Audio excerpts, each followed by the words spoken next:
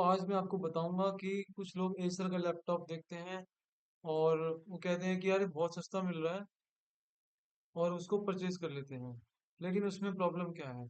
तो मैंने यहाँ पे सर्च करा लैपटॉप है ना 35,000, और मेरे पास जितने भी आए वो एसर के आए, इसको छोड़ के। तो ये देखते हैं 33,000, इसके अंदर 12 GB रैम है, जो कि सुनने में बहुत बड़ा नंबर है, 12 GB रैम। अब मैं दूसरी साइट पर अमेजोन खोलता हूँ और अब मैं देखता हूँ कि बाकी जो कंपनीज लैपटॉप ऑफर कर रही है 50,000 में, एचपी लैपटॉप अंडर 50,000।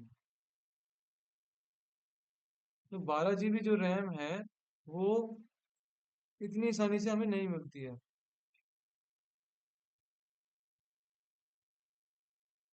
तो ये 46,000 का लैपटॉप है एचपी का, और यहाँ पे 8 GB रैम है और 512 GB हार्ड डिस्क है, एसएसडी।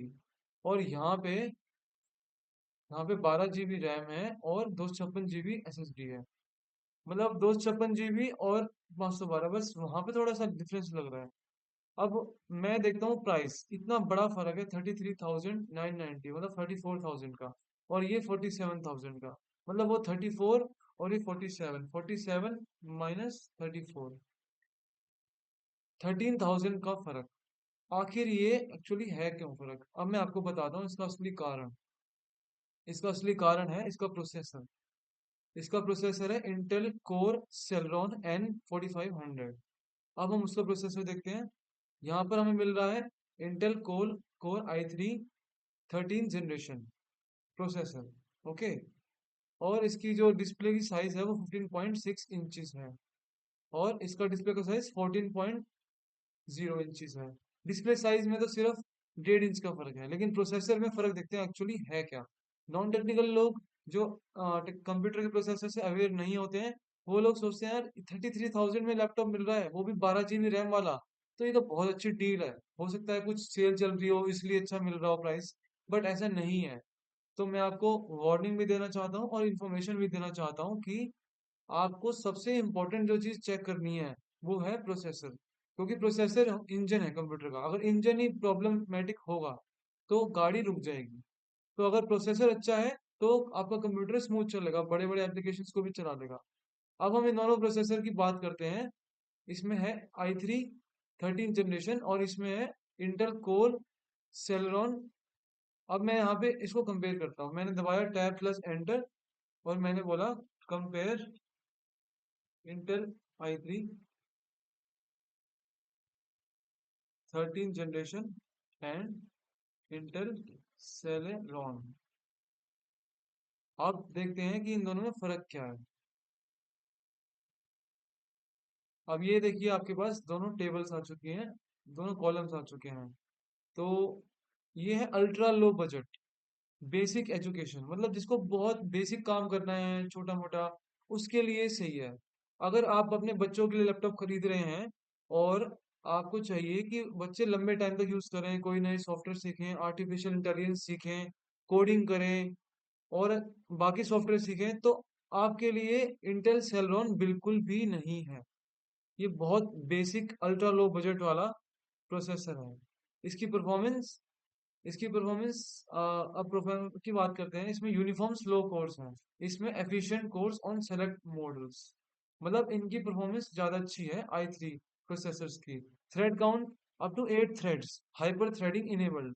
इसमें 2 to 4 थ्रेड्स, मतलब 4 गुना कम, मतलब इसमें 8 है, इसमें 2 है, mostly 2 to 4 thread. Hyper threading मतलब मल्टी प्रोसेसिंग, जो एक टास्क में से मल्टीपल टास्क बन जाते हैं। तो मैक्स टर्बो क्लॉक, अब बात करते हैं गीगाहर्ट्ज में। इसकी जो स्पीड है गीगाहर्ट्ज में नापी जाती है प्रोसेसिंग की, वो 4.5 गीगाहर्ट्ज तक है।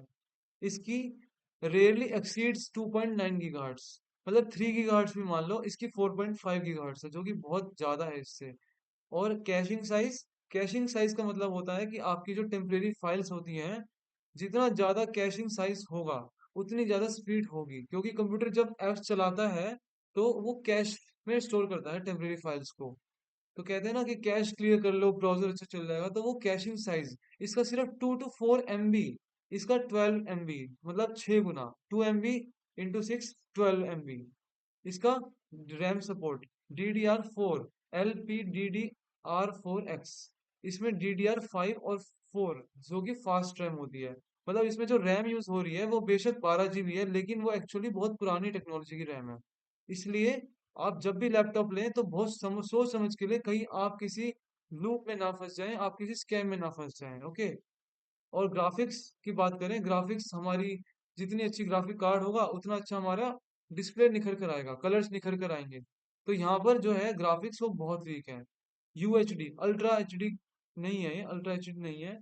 ग्राफिक्स इसमें 730 770, तो ये वाला जो पार्ट है इसमें वेरी वीक दिखा रहा है और इसमें कैपेबल दिखा रहा है, मतलब एक मॉडरेट है। ये मीडियम लेवल के ग्राफिक्स है, ये हाई ग्राफिक्स नहीं है, मैं इसको नहीं कह रहा कि हाई है, बट ये जो है ग्राफिक्स ये वेरी वीक है। तो इसलिए आपका जो सिलेक्शन होना चाहिए कंप्यूटर का वो बहुत ही सोच समझ कर होना चाहिए, सारी चीजों को कंपेयर कर कर होना चाहिए। ओके। तो आपको ऐसा नहीं सोचना चाहिए कि इसका जो प्राइस है वो इतना कम है, तो ये 12 GB रैम वाला है, इसमें बहुत अच्छी रैम होगी, बहुत अच्छा काम मेरा चल जाएगा 36,000 में। नहीं, ये कोई हैवी सॉफ्टवेयर चलाओगे तो हैंग करेगा, प्रॉब्लम्स करेगा। ठीक है। इसकी कैशिंग कम है, इसमें बहुत कम स्पेस है। ठीक है, इसकी प्रोसेसिंग भी स्लो है। तो आपको जो भी लैपटॉप खरीदना चाहिए बहुत सोच समझ कर खरीदना चाहिए। Thank you.